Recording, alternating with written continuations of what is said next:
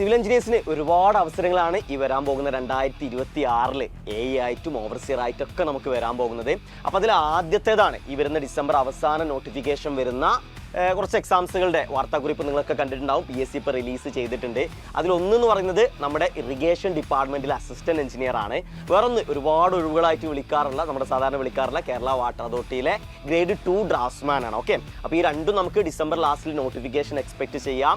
അതുപോലെ ജനുവരി 31 ആയിരിക്കും last date എന്ന് പറയുന്നത്. അപ്പോൾ നമുക്ക് ഒരുപാടൊന്നും സമയമില്ല, പഠിച്ച് തുടങ്ങേണ്ടവർക്ക് പഠിച്ച് തുടങ്ങാം. കാരണം നമുക്കൊരു ഈ പറയുന്ന ഡിസംബർ അവസാന നോട്ടിഫിക്കേഷൻ വന്നാൽ നമുക്കൊരു വിത്തിൻ 6 മന്തിനുള്ളിൽ തന്നെ, അതായത് ഒരു ജൂൺ ജൂലൈയുടെ മുന്നേ തന്നെ നമുക്ക് എന്ത് ചെയ്യാം, എക്സാം ഒക്കെ എക്സ്പെക്ട് ചെയ്യാം. നിങ്ങൾക്കറിയാം PSC ഇപ്പോൾ പെട്ടെന്നാണ് എന്ത് ചെയ്യുന്നത്, എക്സാംസുകൾ ടെക്നിക്കൽ PSCയിൽ അടക്കം പെട്ടെന്ന് എക്സാംസുകൾ നടക്കുന്നുണ്ട്.